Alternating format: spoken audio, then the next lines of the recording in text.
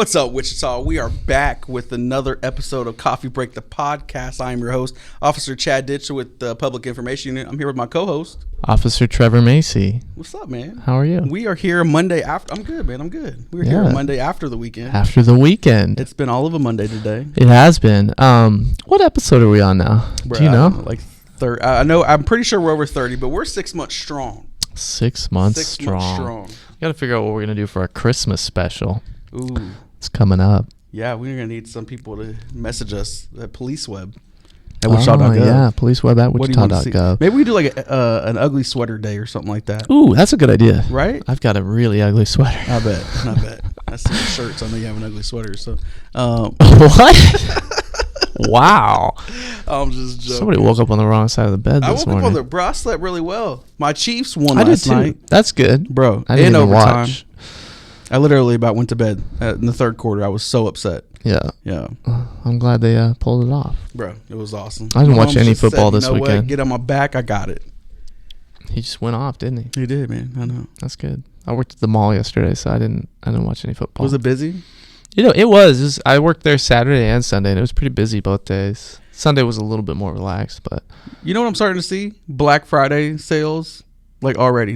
They're coming, but they're already happening. Well, I think a lot of stores are actually going to be closed this year. Really? On like Thanksgiving. Oh yeah. So they're actually going back to like how it was before. See, I think in like 3 years from now, someone's going to be like, hey, this year, OG Day, what we're going to do, Black Friday, only one time or only that weekend. Yeah. When we're because those you got to line up at like 4 a.m. outside the door. Like those were the days. I used to work security at Target when we would do that, and I would have to go in. When you were... I liked it because I got overtime. Yeah. And I got like holiday pay, which was nice. But I would go there. We'd get there on Thanksgiving night and start setting up barricades and stuff, and people would already be lining up at like midnight. Yeah. And then they'd have those big the huge rush of people to get in and get those like 10 TVs that are on sale. There's just something Did you ever go with your parents as a Black Friday shopper? No, I never went. My mom went one time when we were younger, but we didn't really we weren't like a family who went shopping right after Thanksgiving because we're pretty last minute with Christmas shopping. Yeah. So see, McConnell, when I was in the military, if you went to the base exchange or the BX, if you were one of the first 50 customers to come through the door on Black Friday or Black Friday weekend, you got a $25 gift card. Oh, that's nice. So yeah. So for the 3 days, we got $75. Is that store tax free? Or something? That's cool, bro. One thing. So a lot of times, people, if you're in the military, you ask if there's military discount or something like that. I used to ask on base if there was military discount. They didn't. They never got it. That's funny. Yeah, I thought it was hilarious, bro. Did they still have a Burger King there? No, man. They just literally demolished the building. Whoa. Yeah, because they went from a Burger King to Mexican that is now in Derby. They used to be there, but yeah, now it's just gone. I always thought it'd be interesting to work there because you'd be the only Burger King employees that have a military access. Oh right. That's kind of cool. I think there's some Burger Kings. They brought back the pizza joint though that used to be on the base. Was it Anthony's Pizza or something like that? Never had it. Pretty good. Yeah, sure. It's like Sbarro or whatever it is. You get Sbarro, bruh. No better authentic Italian New York pizza than Sbarro. I'm sarcasm there. So, but no, man. Bro, I finally had 2 days off for the weekend. I didn't work part time or anything like that. So, just relaxed. Sure. Well, you were on call though, so yeah, I was on call. We went to a baby shower, so that was kind of cool. Good friends of ours are having their third child. That's awesome. Yeah. That's awesome. But yeah, man, it was pretty cool. Good weekend. We're not too cold or anything like that. So it was a pretty nice weekend. Pretty nice, despite the rain. What else do we have coming up? Somber news, really somber news. Yeah. Officer Gum passed away. I think everybody knows that already. So the funeral will be tomorrow. So amazing dude, man. Amazing dude. Great really dog handler. Great officer. Husband, father, everything, man. So that's tomorrow. So this will come out after that. But yeah. Yeah, we had a lot of love on Facebook for him. Oh, man. It was overwhelming, the amount of comments and positive comments for his family and friends and everything on Facebook. So that was cool to see. But that's just a sad deal all around. But. Yeah. And Gum wasn't just, a police officer, canine officer here. He was a judge. He did a lot for the canine community across the United States. So I know there's going to be an outpouring of love at the funeral and everything like that. It's going to be very emotional, but it's going to be nice to be able to celebrate his life and everything that he brought to the Wichita Police Department, his family, and everybody that he loves. So it's going to be a sad day, but a good day to be able to celebrate his life and stuff. So funny Gum story. I think I've told you this before, and I think it's appropriate to share. So obviously, as a patrol officer and stuff, when you stop a car, you have the ability to request a canine, depending on if you have some reasonable suspicion or some other things that go into play. I don't want to get too deep into that, but so I called Gum out there one day, and it was the car was leaving in a hotel that we predominantly get some drugs and stuff out of. So anyway, Gum comes out there. He lets me know, hey, his dog alerted on the vehicle, and it's only Gum and me. So I'm with the suspect. Gum and his dog do their thing. Gum says, hey, I'll search the car since my dog alerted. And the suspect's like, hey man, just let him know he's gonna want gloves when he goes in the backpack in the back seat. And I said, oh. So I let Gum know, and he's like, okay. And he gets to the back seat, and it's a big bag, and he puts the bag on top of the hood of the car. And the suspect's like, hey man, I'm really sorry. And I'm like, what's in the bag? So Gum opens the bag. You see him open it, and he looks at it, and he just looks at me like, and he starts searching through, and it's some inappropriate things, right?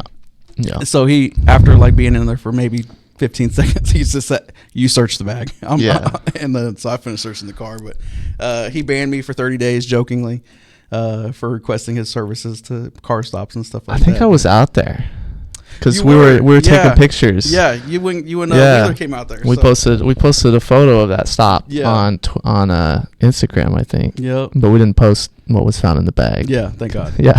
So, interesting. But yeah, he teased me and stuff for the remaining time that I was on patrol. So, but yeah, that'll be tomorrow. But I'll be out of town the end of the week, so you'll be without me. It's gonna be at the Crime Stoppers conference. So learning how to better the Crime Stoppers program. We just passed 4,000 arrests. What? For Crime Stoppers. In its inception. No joke. In 42 years now, 4,000 arrests. That's awesome, man. That's awesome. Pretty good news there. Yeah.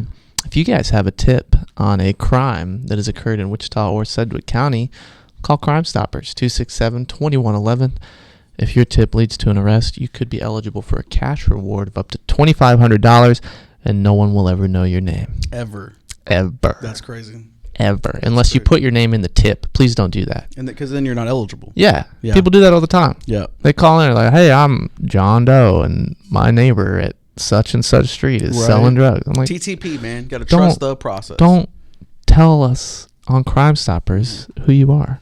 4,000 arrests, though. You know what happens during those arrests, though?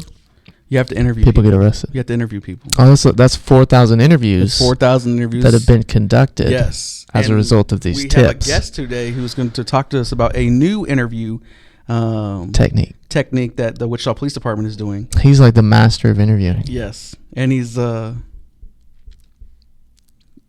I'm trying to think of the right word. Like he's not soft spoken, but he's like the Jedi of interviewing and talking to people. And stuff like that. So sorry for that awkward pause. I was like, what are you?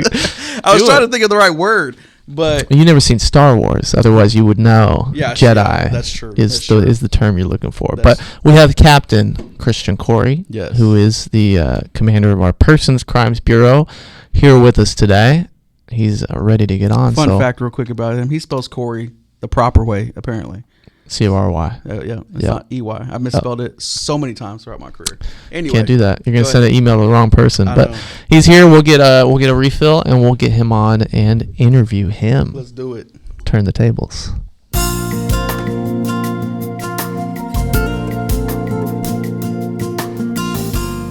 All right, and we are back with Captain Christian Cory. Captain, how you doing? I'm doing well today. How are you guys? Really good, really good. We know you're super busy, so we appreciate you taking the time to come in here today. So, first question. Yes, go for it. Is always the same, and don't be offended.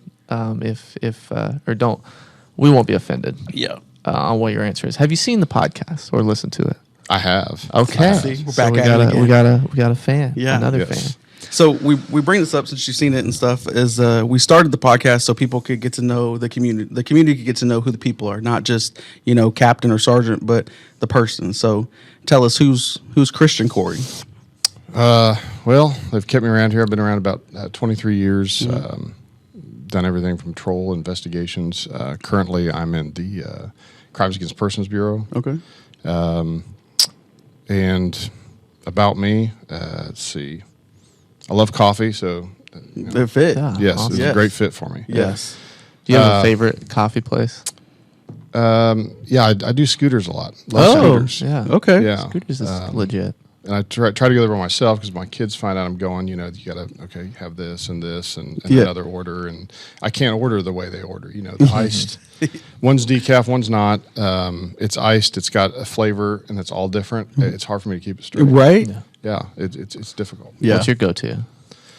Black coffee. Black coffee. Yeah, Okay. sorry. That's That's There's no respectable. magic. That's It's just respectable. Just black pour it. coffee. That's it. Yeah. I haven't had Scooter's black coffee. I'll have to try it. Yeah. So 23 years. Where all have you been on the department? Yeah, so been about everywhere: patrol, investigations, sex crimes, domestic violence, gang unit, homicide. Yeah. As a supervisor, I've been Patrol West, Patrol East, back in investigations, and DV sex crimes. I was a negotiator for 10 years over that unit. Dang. That was a great time, great team. And now I'm back in investigations. Yeah. So I've had a great time with my career in law enforcement. And yeah. You have a favorite place that you've been? A favorite place? Yeah, like in the department or like in the world too. Like if there's just like In a the favorite world, spot that you'd like to go. Right. Yeah. A spot I like to go. Well, let's go with the world first. We've been to Costa Rica several times. Oh, wow. Yeah, That's cool. so love Costa Rica. Coffee there is great. I've Yeah. heard You that know, they have great it's coffee. grown right there in the mountains. So we like that. The beach. We took the kids there last time, and that's a really nice place. I'll have to check it out. Yeah. I'm gonna check it now. I'm excited. That's not the coffee that the monkeys eat first, is it? No, I think that's somewhere else, right? Yeah. There's Yeah. coffee that It's monkeys. supposed to be really good. Wait, hold on. We're explaining that. Monkeys eat the coffee beans, Uh-huh. and then they Digest do it. what they do, and then they collect those. And then you put that in a K cup and press a button. yeah, they make coffee out of Yeah, it, you and it's sold supposed to remove all the acidity. You sold me on it. It's very expensive. Yeah. So it's supposed to be good, right? Yeah. Yeah, that's true. That's true.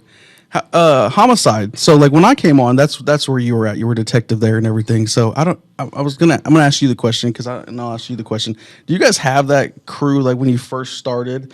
That do you feel like that's like the OG people that started? You know what I mean? Like when I came in, you were up there, Ojal, Ralph, everybody was there. So like that to me was like this is homicide of the Wichita Police Department. Do you have that kind of thing for you?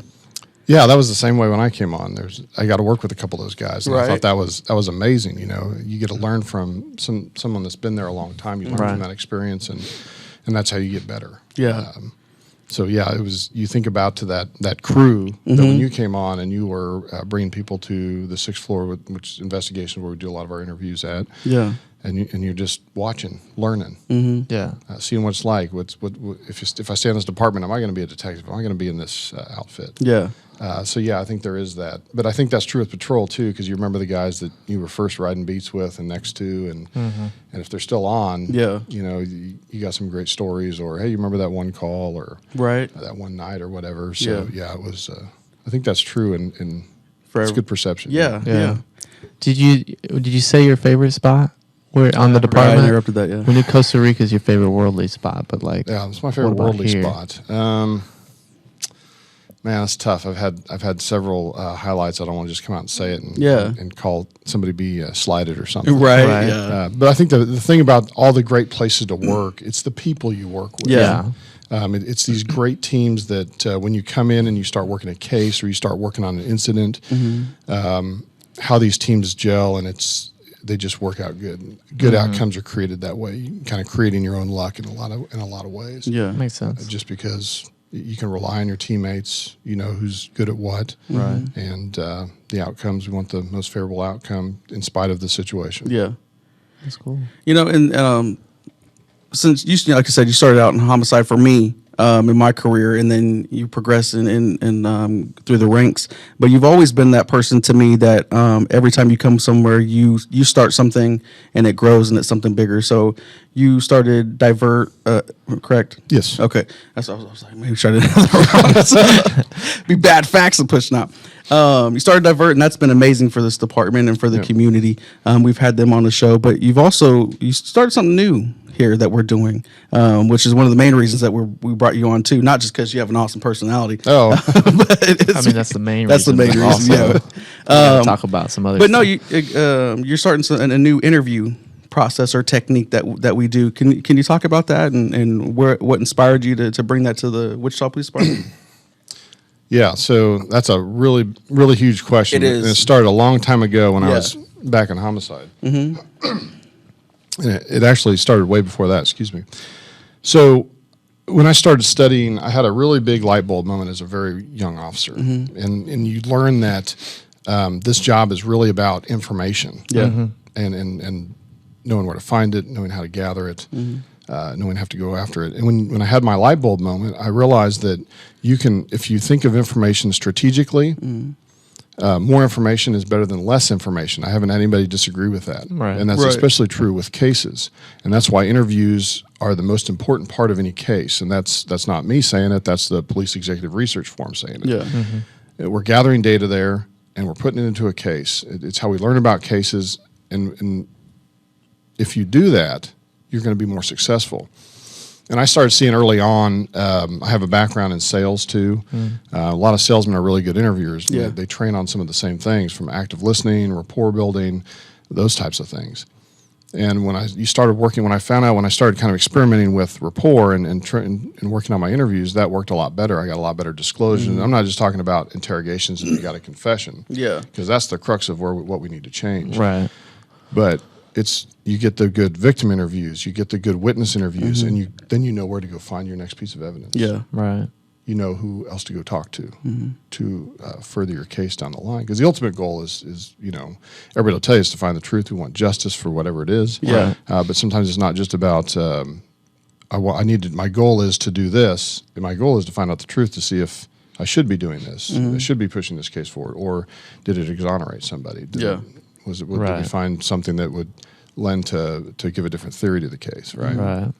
Interesting. So, I think this became kind of official when they came to me and said, "Hey, we're kind of tired of paying for these trainings, these 2 and 3D trainings. Can we have some curriculum on our own?" So we started looking into that. Yeah. And we brought in some really good trainers. We brought in the cognitive interview, which is kind of the first.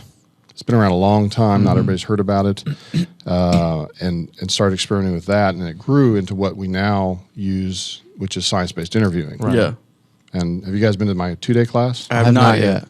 Jinx. Dang, bro, for real. You owe me a Coke. Yeah.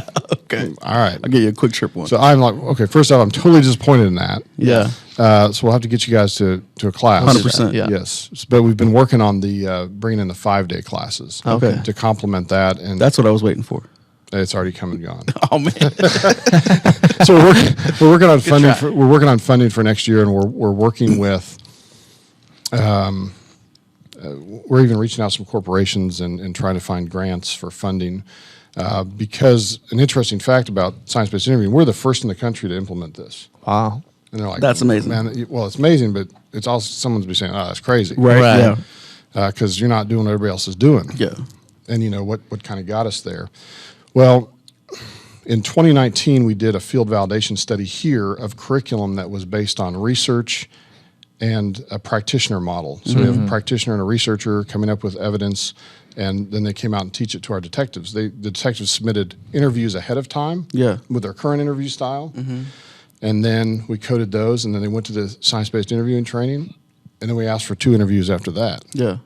And then we came back and found out that, guess what? Our detectives now collect more information in their interviews. Wow. And like I said earlier, what's better than more information or less information? Yeah. More information. Yeah. And that leads to better outcomes in all investigations overall. That's awesome. More disclosure, more, even down to more confessions. Is there Is there like a quick example you can give of like a few of the differences between kind of what this teaches and kind of what was happening or what is happening before science-based interviewing came around? It's probably a lot. That's a big question. Yeah. There's a lot of differences and there's a lot of emphasis that I think other trainings focus on. For instance, if I asked you guys and anybody that's out there watching this or listening to this, think to yourself real quick, like as far as lie detection or detecting deception. I mean, they send all kinds of people to this training. What comes to mind? Oh yeah, you look up to the left and you're lying. Yeah, well, gaze aversion. Yeah, gaze aversion is the most widely known deception cue in the United States, and a lot of these trainings, and they're still out there. I was looking at one in Missouri the other day, and hey, come to our training and everything, and it's this really long training, and nearly half of it's detecting deception. But like gaze aversion, it's what's considered a non-diagnostic cue. Yeah, it means it doesn't mean anything. Right. And just us three here, in our backgrounds, our experience, where we're from, how we grew up, things we learned, how many siblings we have. I mean, we have this myriad of differences among how we got to the Wichita Police Department, police officers. What's to say gaze aversion works for you and doesn't work for me? Who's to say that? Yeah, Right. In the end, let's say we had a system for that. If you had someone that you detected deception on or whatever, you're still going to have to interview them. right. Yeah. So, And that's the hardest part as officers, especially like officers on the street, is interviewing people and they don't want to talk to us, right? Whether that's because of the neighborhood that they live in or they're just nervous about what the crime was and stuff. So you still, like I said, you still got to be able to interview and talk to somebody in order to have that happen. That's good though. That's good that this is coming to the police department and stuff. So have you guys seen it yet? And I know it's still starting. Are you getting better reports from officers? Because sometimes, coming up, it seems like you'll get officers that write reports and maybe have, 2 paragraphs and that's it. Are they able to now, because they're asking more questions and getting more information, they're documenting this a lot better? yeah, certainly. And the biggest tool that's helped us on this, Axon, right? Yeah. And that's what we talk about. One of the quick things we show you, if you said, how'd they come at you with a baseball bat? You can sit over there and kind of describe it for me. We could act it out. Yeah. You can do your best, but how about show me? Yeah. Right. On an Axon, that's really powerful. Right. Yeah. And that can put into words show us what happened versus trying to put it into words, and we can have a better understanding. Yeah. And a lot of it's, we got to remember we show up in policemen in uniforms just like this. Yeah. Right. So it's about cooperation versus compliance. I don't want you to tell me tell me something that you think I want to know by asking leading questions or something. I want to cooperate with you on how to make this the best situation possible. If you're the victim of a crime or you're reporting some kind of blight in your neighborhood, I have to understand the problem first. Right. And again, back to more information is better than less information. Right. Makes sense. Yeah, that's cool. How many trainings have you put on for this so far? Quite a few. We just had another 5-day. We had another 12 detectives. They're really small classes. Had 12 detectives. WSU hosted it the bulk of the day, and then we came here for scenarios on the final day. Oh wow. So we're hoping to bring them back after the first of the year, but next year we're going to start shifting gears, and this is why we're looking for money and grants and whatnot. Because if we train new people in this, if they go out there, supervisors, field training officers, what are you doing? Yeah. Right. What's this technique, or why'd you say that? Yeah. So they have to understand what we're doing as well, so we can further that along, and they can understand that that's an active listening technique, or he's attempting to build rapport here because he knows he's going to have good information disclosure, especially if it's a sensitive type of crime. Right. Is it pretty similar to like some of the negotiator training that you guys have put on in the past? Well, it's funny you bring that up. More pies. More pies. More pies, yeah. I was thinking about that. So I add, for interviewing, I add eat more pies. So we had a few more techniques on there, but what we did there was we wanted to align our de-escalation curriculum with our interview and interrogation curriculum. Right. Now we're speaking excuse me. Now we're speaking the same language at the same time. Yeah. And we know what these techniques are. So we've aligned that. We do defensive tactics instruction that way with the negotiators. We do our de-escalation that way, and our interviewing. So they have the same ALS concepts in these trainings, and you're not learning new techniques. Right. You go to a different seminar, somebody uses a different different word for this, but it's the same technique. Yeah. Things like that. And for people listening that don't know, more pies is not. We're not feeding people pies. Yeah. That would be good. Yeah, that would probably that, good. Yeah. But I mean, it's the acronym for the acronym for the different tools that we things use you have to during remember and the tools that you use during your interview. So the science-based interviewing and stuff. There's also statistics out there that show this also helps out with false confessions, right? It does. So that's really great for the community to know as well. Can you touch base on that and why it leads to a lot less false confessions being put out there? Yeah, and there was a lot of resistance with this. That with DNA exonerations, we know that they exist, right? Mm-hmm. Right. We can say absolutely 100%. So we've taken some things out, like guys, I'm sorry. No, you're okay. Take a little break. Can we cut this out? Yeah, we can. Hope we're not live. Obviously not going to be on the news anytime soon. Right. So we take away things like minimization, maximization, lying about evidence, those types of things. Theming, we get rid of all that.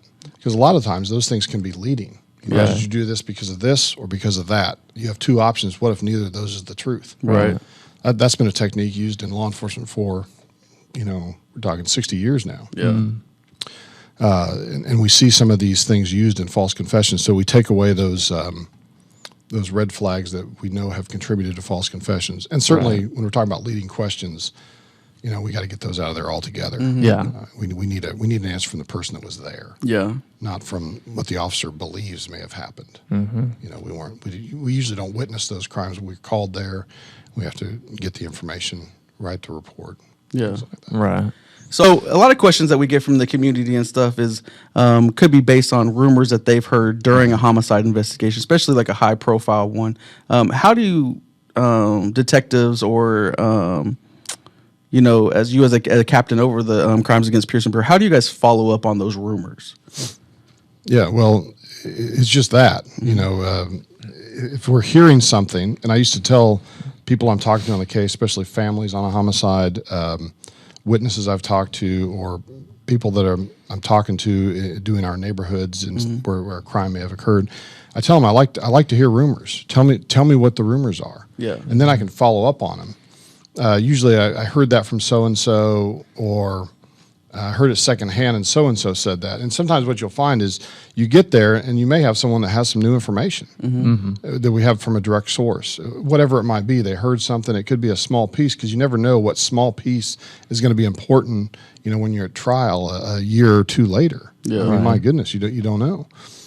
But when you follow those things down or track these leads down and whatnot, it becomes follow-up. And you may be able to say, well, that's BS. Yeah. Yeah. And I've had those cases too, where I remember there was I won't get into details because I don't want to call anybody out, but I had a case for years that everybody thought that B was the suspect. We had arrested and charged A, and A eventually got convicted. Yeah. But the rumor was it had to be B. Yeah. And I was hit up by someone in the community, and that was my case. And I said, that's absolutely not true. We know B was not even in the area. Yeah. And we had multiple forms of evidence, had them on cameras at other locations, things like that. And I said, we absolutely rule them out. And they were a little frustrated, like, well, no one told us that. Yeah. And this rumor's been going on and on for a long time. Right. So I think there's just sometimes that misunderstanding. And of course, we're constrained by things. We can't give out details about a case. And it's frustrating. We want to say, oh, no, this is absolutely the way. But, maybe after trial, we can sit down with the family or sit down with community and help them understand. But I like to track rumors down because they come from somewhere, and sometimes, well, that was just a figment going around, or I never said that. It was the telephone game, passing it around the I always remember did that in Boy Scouts. Yeah. That's what I remember it from. I do that when circle. I do my bullying presentations at schools. I haven't played telephone. I was like, that's how quickly words get out of hand. Yes, yes. And that's important as a detective. When you're doing your interviews and stuff, you have to get that firsthand knowledge, because that's what happens. It deteriorates as being reliable evidence, I guess. Yeah. So excellent. What's this? You guys were talking about it off camera and stuff. What's this DJ thing? I'm completely out of the loop, and I was like, I'll just wait for it. He's a DJ on his off days. We're not going to put his DJ name out there because he likes to stay anonymous. Yeah. He's well known in the community, but he doesn't want people to know his his DJ persona. Oh, okay. But that's going to tie in with our One Has to Go today. We play a game every week. It's called One Has to Go. This week we've got 4 well-known DJs, and you have to choose one of them has to go forever. They never started DJing. They never made music. We got Daft Punk on the top left. We got DJ Khaled. You're the best. On the top right. We the best music. Bottom left, Marshmello. Excuse me. He's somewhat newer. A lot of the Fortnite kids like Marshmello. Yeah. Who is Marshmello? Grandmaster Flash there on the bottom right. Marshmello, he's the guy on the bottom left. With no, that I know helmet. who he is. I'm like, who's the person? Has he ever came out and you know who Marshmello is? I don't know. Oh. Honestly, I know who Daft Punk are. And who's the bottom right? Grandmaster Flash. Grandmaster Flash. That's what I thought. Yeah, man. Yeah. He's the OG. He's at the OG. Those are actual records that he's. Yeah, he's got actual scratching. turntables. Yeah. Which he's the only one in the picture actually like DJing. Yeah. But the other guys are well known. If I had to get rid of one, well, you go ahead, Captain. I was Which like, one are you going to get rid of? We got to let him go first. Well, you may not know what these are, but I actually have a Grandmaster Flash record. Oh, I know what records are. Okay, just checking. Yeah. I've got a turntable. I have the source. Yeah, That's awesome. It's a good record. Well, I know who Daft Punk is now. I'm torn between Marshmello and this DJ Khaled. Khaled. It's Khaled. Okay, Khaled. okay. Yeah. Thank You know the song. He's going to watch this podcast and be like, We're get the my best. name right. All I do is win, no matter what. That's that guy. Oh, okay. Yeah. Well, he's got DJ in his name. That's here. true. Mm-hmm. So I'm kind of torn between these two here. And I've seen some videos of the mouse guy with a mask on like that. So I'm gonna say it's DJ Khaled isn't Khaled. Sorry. Sorry to.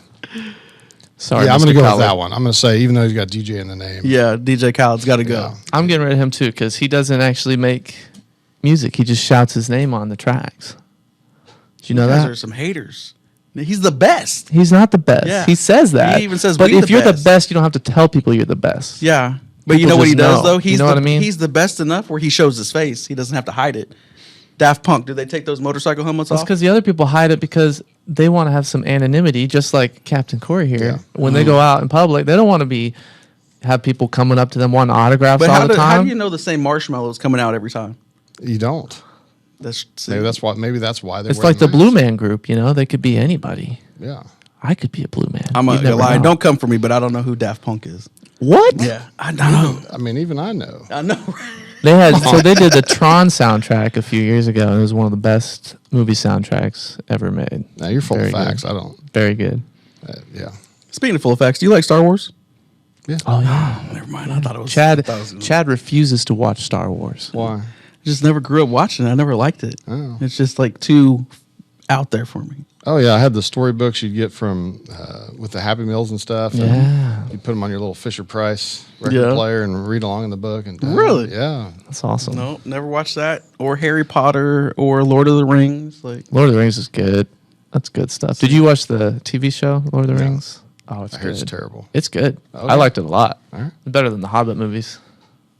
Hobbit movies are probably one movie too long. Yeah. Yeah. I didn't see the third one, but yeah. Well, here again, I'm lost. Thanks for being a team player, Chad. Yeah, right. Yeah. Well, Kat, we appreciate you coming on. We know you're super busy. We're super excited. I'm really looking forward. I want to get in the training. Yeah, let us so know when that's coming up so Yeah. we can be there. All right, we're gonna have a 2-day in December sometime. We're working on scheduling right now. Yeah. Okay. I'm going to sign up for it. We'll be there. All right. But again, we appreciate your time. But we're going to get a refill, and we'll be right back.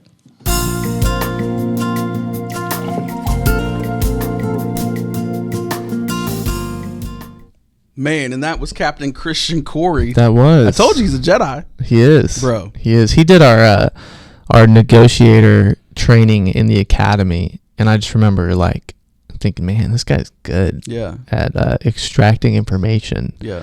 without ever like, you know, in the movies you see like interrogations and it's like, where are they? And Right. like that's not how it is at all. Like Yeah. he's just so like calm, and everybody that I've seen do interviews is so calm and just like you're just having a conversation. And I think that's what people, when they think like interviews or interrogations, they get in their head like that we're using these aggressive tactics, but it's really just like you're building a relationship with the person. You're just like, hey, tell me what happened. Yeah. Like, what's going on? And I think even sometimes for even new officers, right? That's how sometimes we get those issues where sometimes we are defensive when we're talking to people, because it's like, I know you were here. Right. There was just 50 gunshots that went off in the middle of the street at 6:30 in the evening. I know you heard it. You weren't asleep. You don't. You know? So we get defensive, and then that's not how we can't build rapport that way when we're upset, right? So you have to realize that comes from a different part of somebody, right? Somebody either for fear or they've had a negative interaction with police. So I think that's great that we're doing something different. Yeah. Different than anybody else is doing. Right. And then we have the stats and the facts behind it. So I'm excited to go to that training. Bro, you think they'll let both of us go to the 5-day the same time? I think so. As long as Juan's here. Like, Juan's got it. Yeah. Sorry, Juan. I think that'd be fun. That'd be good training. And I'm finally able to get him on. We wanted to have him on when he was the captain at Patrol East. Yeah, we were trying for months to get him on, but I mean, he's busy. Well, he's always said, he's like, I really want to talk about science-based interviewing. Yep. So when that's up and running, we get it going, and we could talk about it, then let's do it. Yep. So I'm glad we had him on. Yeah. So now we're going to have to think about who's next week. We should probably clarify, too, that he's not an actual DJ. Yeah. That's like an inside joke. Bro, y'all had me thinking he was. When he left here, I thought he was. When he was going to come on the podcast, I was like, hey, can you come be on the podcast? He's like, yeah, can I bring my turntables? Right. And I was like, only if you have a cool DJ name. Well, yeah, and he does the really well. Yeah, he's really good at that. So you just think, oh, yeah, he must DJ. But he does not. Anyway. But you said we had questions. We did. So we have questions that were brought. We have 2 questions, and appreciate everybody for sending out questions to policeweb. Did you prep the questions? I did not, no. Okay, so we have one question that came in from Martise. How would you describe WPD's relationship with different law enforcement agencies, local, state, and federal, both on a professional and casual basis? Also, have either of you have any noteworthy encounters you would like to share?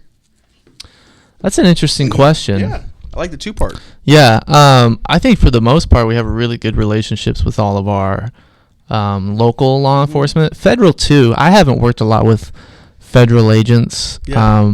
Other than the Secret Service occasionally. Yeah.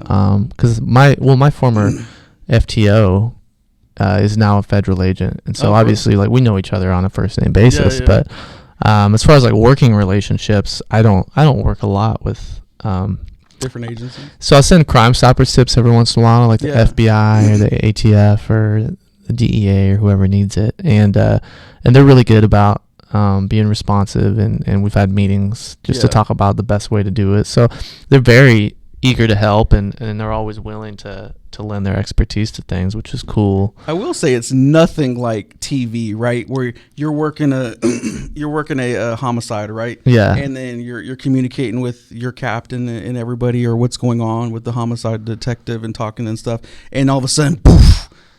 The feds show up. The feds show up. And this is our scene. Yeah, get to the corner, get on the other side of the tape. Like, that does not happen. Yeah. Nor has it happened, at least in my 7.5 No, I've never seen that happen. Yeah. So I think we work really well with the county, KHP. So, yeah, I think we work really well. There's several times where, we have, cases that we're helping out each other. Yeah. I had a shooting call come out on my beat one night, and like I showed up, I was like the first on scene. I was waiting on a backup, and the first guy to show up was a KHP trooper. Mm-hmm. So like he checked out, and we just like we went on the call like like nothing, like didn't matter who we were working for. We're there to do the same thing. So that was nice. Well, I remember also like when Deputy Coonsey was shot and killed, there were some of us that came in early to be able to help out and take some calls for county and the jurisdictions that they have around us. Yeah. Just so we could take a little bit off their plate and stuff, So I think there's a lot of collaboration in between all the different agencies. Yeah. Which is good. Yeah. 'Cause you need that. You got to be able to rely on them because we know criminals don't stay in one place. Correct. And so it's important to have those relationships with your outer agencies to know, like if we have some guy who's burglarizing storage facilities here, they're probably going to be doing the same thing in Goddard, Hayesville, Derby, Park City, wherever. Right. So it's good to have those relationships to be able to get that information out. And I think we do a good job of that. So we got another question from Anthony, my cousin. So I appreciate it. He's classic Anthony. Is there a way for the public to look up what crimes are on the rise and in what areas? I'm so glad you asked that because we do have a way. Yes. It's called the Community Crime Map. Yes. You can just Google Community Crime Map. It's run by LexisNexis, if you're familiar with that. But they take data from our records management system and use it to populate. They use it to populate a map of the city, and you can filter it by type of crime, whether it's like larcenies, burglaries, auto thefts. You can filter by date range. You can look at like heat maps of where crime is happening. You can filter it by beats or like neighborhoods or zip codes. So it's a really handy tool. I tell a lot of like media people about it when they're looking into crime trends because that's the best way for them to like quickly kind of look and see if there's a trend going on. And they don't need us to do it. Yeah. Because if we do it, we're gonna have to like look up cases and like it's gonna take a lot longer. Yeah. Whereas just looking at the community crime map, you can get a good picture of what's happening in a specific area, and it's updated. It's pretty up to date. It went offline for a while when we transitioned to the new record system, but now it's back. And it's a really handy tool. Yep. We have a lot of great tools that we use in order to investigate and help fight crime for this department, or for this community. So, and email me, Anthony. If you want to shoot me an email, I can send you the link to that too. So Anthony doesn't live in Wichita. Well, he can still look at it, Chad. They may have it in his city too. They might. Because they do a lot of. They've got a lot of other cities on there. They got Park City and Derby on there too. I think that's fair. Some other ones. I haven't looked at all the other ones. I only ever look at Wichita. Yeah. Because people are always asking. I was looking at it today actually because of a Crime Stoppers tip about a storage unit burglary. So I was like, okay, well they didn't give it like a case number. So I looked at the map to see if there were any burglaries in that area, and sure enough, there was a storage unit burglary on Halloween or the day before Halloween. Really? So I was like, okay, this is probably what this tip is about. Right. That's good though. It's good that people are utilizing that. So exactly. Good questions. Yes. If you guys have questions that you'd like us to answer on the podcast, send us an email at policeweb@wichita.gov. So I don't have a segue. I was trying to think about it. Every time you were talking just now, I was just trying to think about a segue. You should buy a Segway. I know, right? I should buy a Segway. How much are they now? I don't know. They're kind of cool. You could ride around City Hall. So I saw this thing on TikTok. And this other podcast, these guys, what they do is they'll do like you have the draft, right? And different drafts, NBA draft, NFL draft, or whatever. Or like the draft for Vietnam. No, not like the draft for Vietnam. Not that one. No, I'm registered for that. Just you sign up for selective service. You did your time. You're probably not in that, are you? Yeah. How does that work for military people? This is off topic, but like way off topic. Do you have to register for the draft if you've already done military service? I don't know. But we do have Veterans Day coming up this Friday. Yeah. So, but anyway, back to what I was saying. That was way off topic. Sorry. Major League. Anyway, they'll do like top 5 draft pick for your favorite cereals, who you take in first round through the 5th round and stuff like that. So we need to do something. I want to do something like that maybe for the next podcast. So I'm hoping that I can get a specific patrol ECP officer to join the podcast. He says he listens to almost every one, but he hardly ever makes it. Is this the same one that was going to be on it one day and then wasn't? Yeah, then just canceled that. Just canceled on us? Yeah. We don't want him on here. Don't make plans and then cancel them, right? And then expect to be invited back. I know. But things get busy. I get it, so crime doesn't stop. But, that's true. That's true. Maybe we get him on there, and that's what they'll do. So him and his partner. So interesting. But yeah, man. So that's it. I think we wrapped this one up. But it's been awesome. I'm glad we finally got Cory on the show. Me too. That was good. It was good to interview him about interviewing. A little interview inception there. Yeah. So I can't wait to take that training. Bro, it's going to be exciting. I can't wait to be here next week. Yes. For the next edition. But until then, remember, lock your door in your vehicles. Don't leave guns in your cars. Don't leave guns in your cars. If you're able to, and fortunate enough, you can get a security system or a camera to put up. That would be extremely helpful. But also, it's coming up on the holidays. If you're having Christmas packages delivered, yes, try to be there to receive them, get them in your house, or have a spot on your porch where people can, the UPS or USPS guys can hide them. Yeah, and Nolan put those videos out on the City of Wichita's YouTube channel. We'll put them on ours here soon. Yeah, we'll share them. We made some PSAs on they're pretty funny. Keeping your stuff safe. They're educational, but funny enough for you to remember and leave an impact on you. So, but until next week, we'll see you later, Wichita. Peace. Bye.